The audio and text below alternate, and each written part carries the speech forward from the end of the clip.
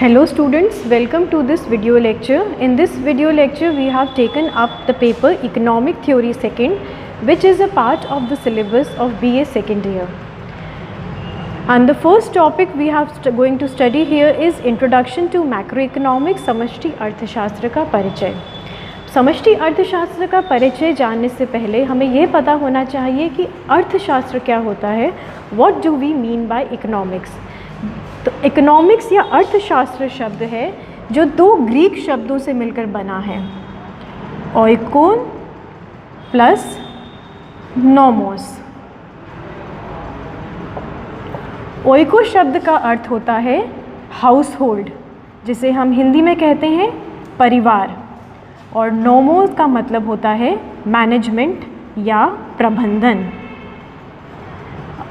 तो अर्थशास्त्र का मतलब हुआ management of a house hold, किस प्रकार एक परिवार अपने परिवार का प्रबंधन करता है. अर्थशास्त्र में हम बेसिकली वो सारी थ्योरियाँ, वो सारी सिद्धांत पढ़ते हैं जो कि उपभोग से, उत्पादन से, वितरण से संबंधित होती है. तो ये सारा हमारा अर्थशास्त्र का एक ओवरऑल आउटलुक होता है. अब एक सवाल ये भी आता है कि अर्थशास्त्र शब्द कहाँ से आया. तो सबसे पहले ये जो शब्द है ओइकोनोमोस या अर्थशास्त्र, ये एक ग्रीक फिलोसोफर रहे हैं एरिस्टोटल. उन्होंने इस शब्द का प्रयोग सबसे पहले किया था. लेकिन अर्थशास्त्र के जो जनक हैं, फादर ऑफ इकोनॉमिक्स, वो कंसिडर किया जाता है एडम स्मिथ को. ये एक स्कॉटिश अर्थशास्त्री हैं जिन्होंने 1776 में अपनी एक पुस्तक प्रकाशित करी थी, An Inquiry into the Nature and Causes of Wealth of Nations, जिसे शॉर्ट में केवल वेल्थ ऑफ नेशंस भी कहा जाता है. इस पुस्तक में इन्होंने अर्थशास्त्र का एक ब्रॉड पर्सपेक्टिव प्रेजेंट किया और इसीलिए एडम स्मिथ को अर्थशास्त्र का जनक कहा जाता है.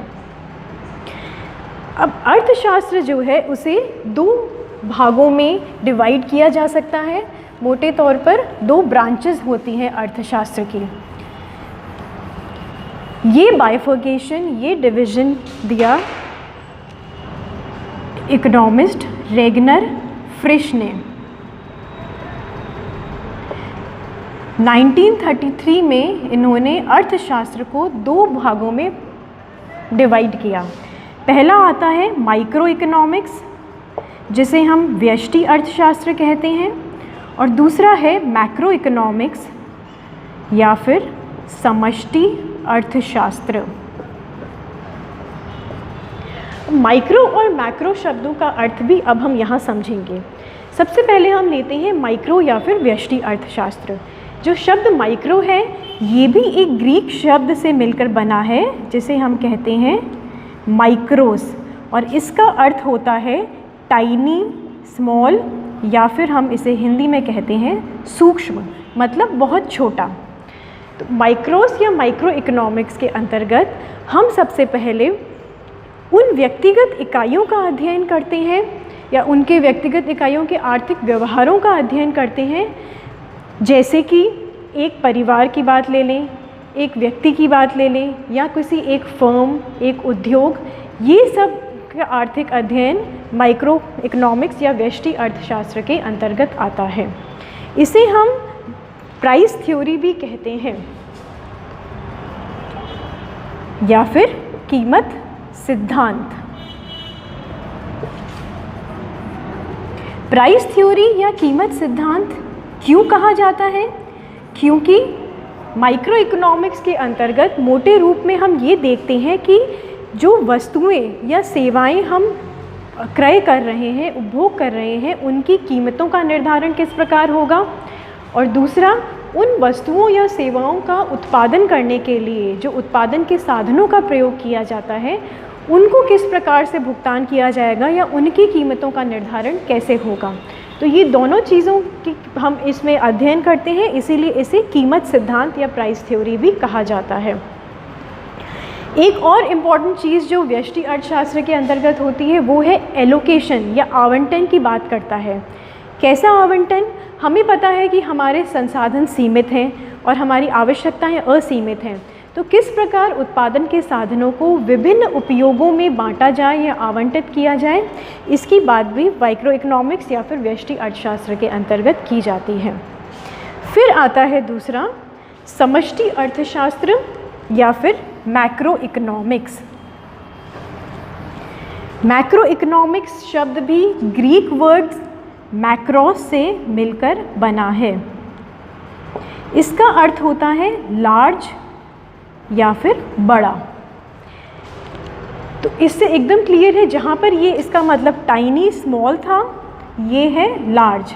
तो इसके अंतर्गत हम व्यक्तिगत इकाइयों का अध्ययन ना करके एग्रीगेट या फिर समग्र इकाइयों का अध्ययन करते हैं, अर्थात पूरे अर्थव्यवस्था की जो समग्र इकाइयों हैं उनका आर्थिक व्यवहार कैसा होता है, इनका अध्ययन मैक्रो इकोनॉमिक्स या समष्टि अर्थशास्त्र के अंतर्गत किया जाता है। अब वो मैक्रो यूनिट्स कौन सी हैं? जैसे कि हम बात करें पूरे राष्ट्र की आय की, नेशनल इनकम, तो नेशनल इनकम जो है it will form a part of the study of macro economics. उसी तरीके से राष्ट्रीय बचतें, नेशनल सेविंग्स, राष्ट्रीय प्रोडक्शन, नेशनल प्रोडक्शन, राष्ट्रीय उत्पादन, या फिर नेशनल कंजप्शन, राष्ट्रीय उपभोग, राष्ट्रीय निवेश, नेशनल इन्वेस्टमेंट, ये सब चीज़ें हम मैक्रो या समष्टि अर्थशास्त्र के अंतर्गत पढ़ते हैं। इसीलिए इसे एग्रीगेट की स्टडी होती है, तो इसे एग्रीगेटिव इकोनॉमिक्स या फिर समग्र अर्थशास्त्र भी कहा जाता है।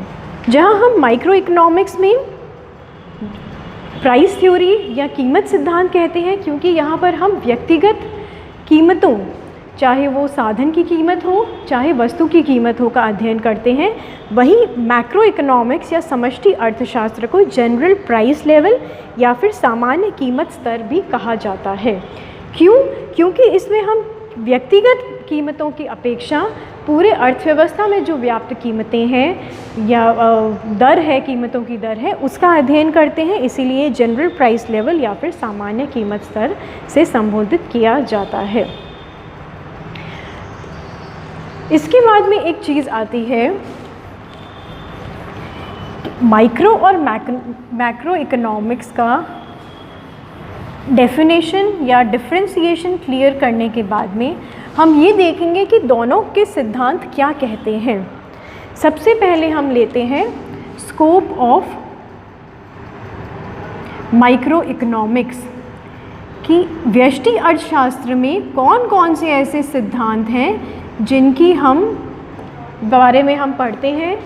स्कोप ऑफ माइक्रो इकोनॉमिक्स या व्यष्टि अर्थशास्त्र के सिद्धांत, इसमें सबसे पहला जो सिद्धांत हम देखते हैं प्राइस थ्योरी, जिसे हम कहते हैं कीमत सिद्धांत। अब ये प्राइस थ्योरी दो तरीके के सिद्धांत हो सकते हैं, जैसा कि हमने अभी बात करी। पहला प्राइस या पहली कीमतें हम पढ़ते हैं, ये एक इम्पॉर्टेंट नियम है व्यष्टि अर्थशास्त्र का। मांग का नियम में हम ये देखते हैं कि किसी वस्तु की जो मांग उपभोक्ता कर रहा है वो किस प्रकार कीमतों पर निर्भर करती है और उसकी मांग से कीमतें कैसे अफेक्ट होती हैं। दूसरा सिद्धांत जो हम इसमें देखते हैं वो होता है उत्पादन एवं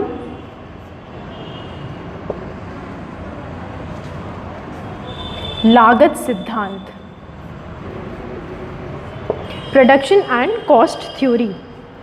प्रोडक्शन की जो वस्तुओं का उपभोग उपभोक्ता कर रहा है उनका उत्पादन किस प्रकार से किया जाएगा और कैसे उत्पादन से कीमतें निर्धारित होती हैं। दूसरा है लागत सिद्धांत कि उत्पादन करने में उत्पादक को कौन कौन सी लागतों का वहन करना पड़ता है, क्या उसकी कॉस्ट ऑफ प्रोडक्शन आती है। तो ये दोनों चीज़ें भी हम वस्तु मूल्य निर्धारण में स्टडी करते हैं। सेकंड आता है हमारा साधन मूल्य निर्धारण, वितरण का सिद्धांत। वितरण का सिद्धांत क्या होता है?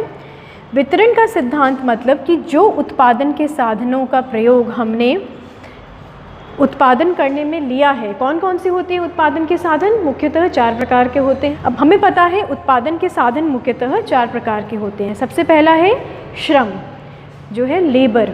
दूसरा साधन होता है भूमि। तीसरा साधन है जिसके बिना नहीं काम चलता, वो है पूंजी या फिर कैपिटल। और चौथा सबसे इम्पॉर्टेंट साधन होता है एंटरप्रेन्योर या फिर उद्यमी। तो ये जो 4 उत्पादन के साधन होते हैं, इन्हें अपने कार्य या फिर अपने योगदान के अनुसार कुछ पेमेंट या हम भुगतान करते हैं। तो सबसे पहला जो साधन था श्रम, उसको भुगतान क्या प्राप्त होता है? मजदूरी, वेजेस। वेजेस के लिए हम W यूज़ करते हैं। फिर आता है दूसरा साधन है उत्पादन का, वो था भूमि। भूमि को प्राप्त होता है लगान, जिसे हम कहते हैं रेंट इंग्लिश में। तीसरा उत्पादन का साधन था पूंजी। पूंजी को क्या प्राप्त होगा भुगतान? ब्याज या फिर इंटरेस्ट। और चौथा उत्पादन का साधन होता है एंटरप्रेन्योर या उद्यमी। उसे अपने उद्यमशीलता के लिए प्राप्त होता है लाभ या फिर प्रॉफिट्स, मुनाफा। ये सारे मुनाफे WRIP। तो और तीसरा जो है व्यष्टि अर्थशास्त्र के तीसरी ब्रांच है, वो होती है आर्थिक कल्याण का सिद्धांत, थ्योरी ऑफ इकोनॉमिक वेलफेयर। इसके अंतर्गत हम ये देखते हैं कि जो भी आर्थिक व्यष्टि अर्थशास्त्र की सिद्धांत है या थ्योरीज़ है, उनका प्रयोग इकोनॉमिक वेलफेयर को बढ़ाने के लिए, एनहेंस करने के लिए कैसे किया जा सकता है। इसके अंतर्गत हम कई तरीके की थ्योरीज़ देखते हैं, जैसे कि एरो की इम्पॉसिबिलिटी थ्योरम है या फिर सोशल वेलफेयर फंक्शंस हैं। ये सब चीज़ों की अध्ययन हम आर्थिक कल्याण का सिद्धांत के अंतर्गत करते हैं। तो मोटे रूप से व्यष्टि अर्थशास्त्र का स्कोप या सिद्धांत या सब्जेक्ट मैटर इन 3 भागों में डिवाइड किया